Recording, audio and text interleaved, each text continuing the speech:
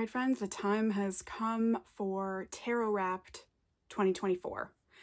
So if you don't know what I'm talking about, last year I spoofed Spotify's Spotify Wrapped, but I did it with my tarot stats. So basically all year long, I keep record of every card I pull, every deck I use, the works. And I created this Excel spreadsheet. I go more into depth on the Excel spreadsheet in 2023's Tarot Wrapped video. So hopefully I'll remember to put it in the cards so you can reference that. But basically I have a tab where I keep track of all my decks. I put a tick every time I use one. And then there are monthly tabs for each month where I will go in and every time I pull a card in that month, I record it there.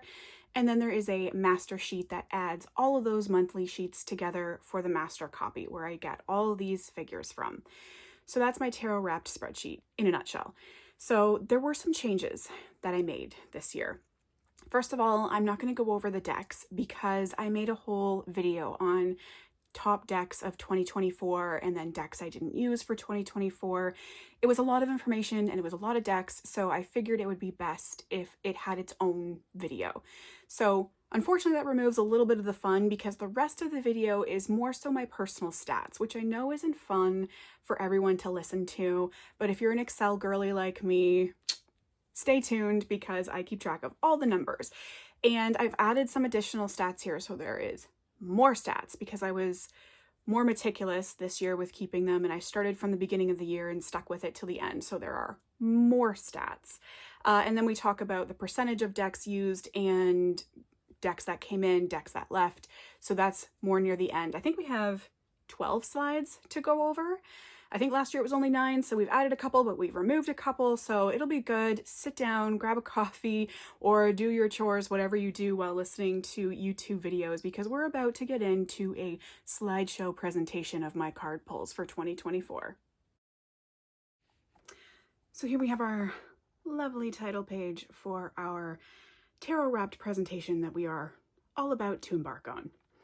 And here's our table of contents. So that first bullet point, most pulled cards, there's a lot of slides that pertain to this bullet point. A lot of information was collected on that bit of information. Lots of new slides in this section.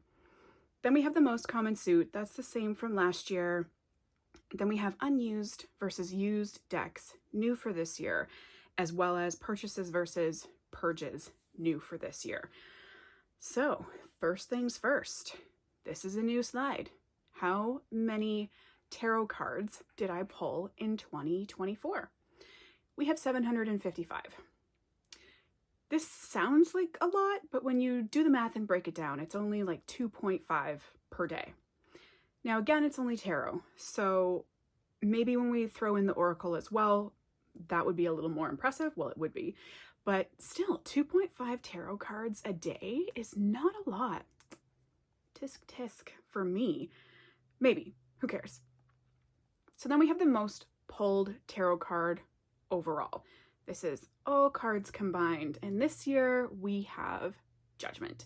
No tie this year, so we're good. There was a bunch of ties last year, but my stat keeping was not as meticulous as it was this year. So Judgment comes out on top. It was the most pulled card. I definitely recognize that it was the most pulled card in the sense that I remember pulling it a lot. I remember getting that card quite often throughout the year, so that tracks. Then we have the most pulled minor, which is a tie. So first of the year, the Knight of Pentacles, it was getting up there. And I thought for sure it was going to be our winner. And then over the last couple of months of 2024, that King of Cups was pulled many times in those 2 months. So it makes sense that we would have a tie here. That King of Cups just needed its moment for our Tarot Wrapped spreadsheet. If we take the court cards out of it and we're just doing the numbered minors, we end up with the 9 of Wands. So when I'm thinking about my life as a whole and these cards, do they make sense for 2024? I mean, an argument probably could be made for any card. So yeah, sure, but I don't think so. Like this 9 of Wands, I don't know. I can't quite think of any Nine of Wands moments, maybe one, but nonetheless, we're having fun. We're collecting stats. We're doing the Excel spreadsheets. That's what this is all about. So here's what we're doing. So this is new for this year. I decided to make a graph of all of the majors and how they all look together. So here we are. Obviously, that Judgment card is going to be on top because she was our number one pulled card, followed by, let's see, we've got Strength and Justice at a two-way tie for second place. Fool and Hanged Man? No, Fool and Tower for third place. But then, when we look at the least pulled cards, we've got the Emperor and Temperance. I didn't even notice this until I was putting this slide together, so keep that in the back of your head. Yeah, it's super neat to see them in a graph like this. It's stats and chants are fascinating to me, and it's just crazy that that Judgment card is so much higher than especially Temperance and Emperor, for example. So then if we pull out the minors and just pull out the majors and stick with the minors, here's what we end up with. The court cards are in this section as well. So we have a tie with the knights, the kings, the tens, and that's it. Knights, kings, and tens end up with a tie. What was fascinating to me here is the least pulled number card is 4. And if you remember our least pulled majors, we've got the Emperor and Temperance. Emperor being card number 4, Temperance being card number 14. So I have a hard time just ignoring that and thinking it's just a coincidence. But when I try and factor in how that affects my life or how I can reflect on my life of 2024 with that information, 4s I see them as stability. A lot of times they can be celebration. So we had no celebrations in 2024 in this house. So it's not that one. Maybe it was a lack of celebration. Maybe that's what it's trying to tell me. I should have celebrated more, although you'd think I would have pulled more. Stability, on the other hand. I don't think I'm unstable, but there are definitely areas in my life that require stability. So that tracks. Then we have the most common suit. This is the one I have the most fun with as far as constantly looking at it and seeing how it's changing every day, every week, every month. So this one I quite enjoy. Pentacles, first place here. Cups, last place. Pentacles are my least favorite suit. And I try and relate it to yoga, where the pose that you dislike the most is the pose that you need to spend more time in or pay more attention to. And I feel like it's the same with tarot cards in this sense. So that tracks for me. Pentacles are something I need to focus on. The material realm is something I need to focus on so many levels, not just purchasing, but so many levels.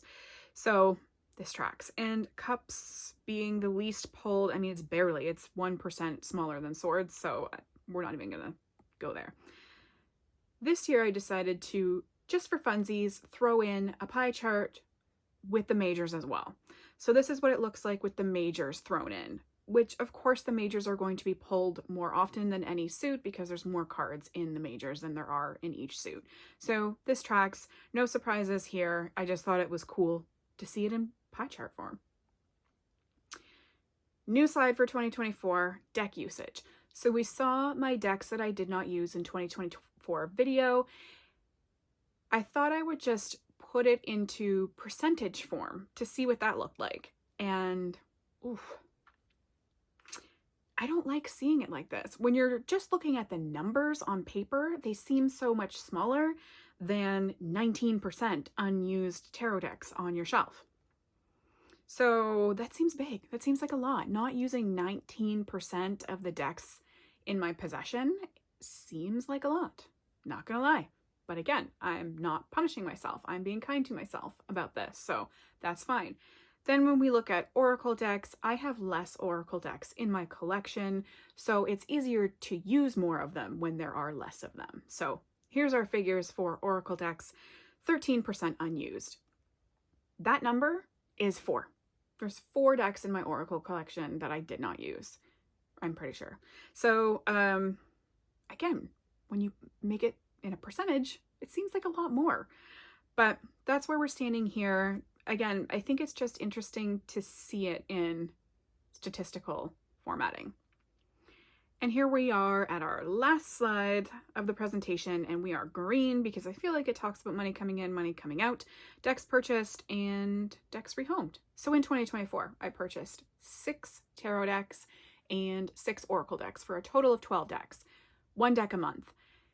For me, I feel like 1 deck a month is not terrible. Not great, but not terrible. If it was more than 12, that's when I think I'd start to beat myself up a little bit about it. Not necessarily beat myself up, but just say, okay, too many. We're not doing that this year. So I'm okay with 12. I would like it to be less.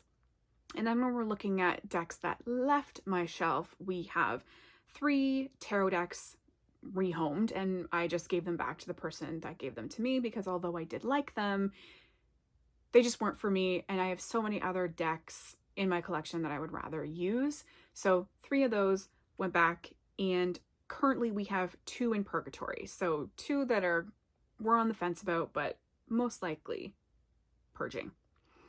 So that's where we stand there, still bringing in more decks than we are kicking out, which makes sense. If the day ever comes where I kick out more decks than I buy in 1 year, I'll be stunned. Not terrible, but I feel like I'd be sad. I feel like that would be a really hard thing to do, unless I didn't buy any. We're not doing that.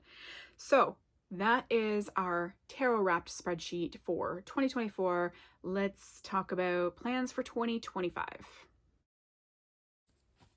Okay, so changes for 2025. I hate to say this, but I don't think I'm going to do it. The spreadsheet is ready to go. I even have some figures in there from the cards that I've pulled so far this year.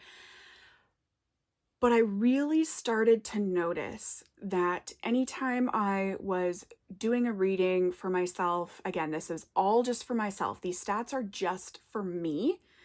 They don't include any cards I would have pulled for anyone else. But it got annoying having to remember to put those stats in. And I think at the beginning of the year, I had a plan to do them on a monthly basis, to do the spreadsheet on a monthly basis.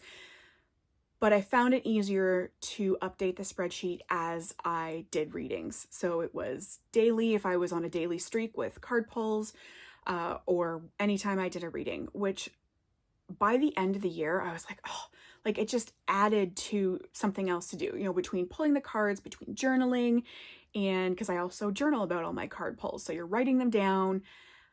It was just like, oh, now I'm going to do the spreadsheet. And I hate that because I did have so much fun with it. And it is something I enjoy doing, but it just adds to the list of, I don't want to call it responsibilities or things to do when pulling tarot cards, but it was just another step, another thing I had to do. And I don't think I'm going to do it. I will, however, use the deck sheet to keep track of the decks that I've used or not used throughout the year. That I think comes in very handy for me personally, knowing what decks I'm using versus what decks I'm not using. You know, maybe next year I will have not used a deck I also didn't use in 2024. And then it's like, okay, now I need to start evaluating if this is something that I should hand off to someone else. So I will definitely still use the page that keeps track of my decks, but probably not anything else. So this might be the last video for Tarot Wrapped. And then the videos for years going forward will just be about the decks I used versus the decks I didn't use and top decks of the year. And I like that those stats are accurate because, like I said in those videos, some of those decks came as a surprise to me. So if I just kind of went by mentally what I thought I used the most versus the least, it would be wrong. So I'm going to keep using that page, but we're going to try out 2025 without keeping the stats, and we'll see at the end of 2025 if I miss it, if it's something that I really did want to know what percentage of cups were pulled this year. Who knows? So yeah, that's it for Tarot Wrapped, perhaps indefinitely. And again, it's not exactly everyone's thing. No one really cares about my most pulled card. They care about their own most pulled card. And I think that's why I did this last year, was because I wanted to encourage other people to maybe pick it up and also try it. Because it is neat. Stats are fun. Excel is fun for me. And I know a lot of you, because a lot of you commented on that last one. So that's it. Hopefully my readings will become more relaxed. Let's say that for 2025. Thank you for watching, and I will see you when I see you.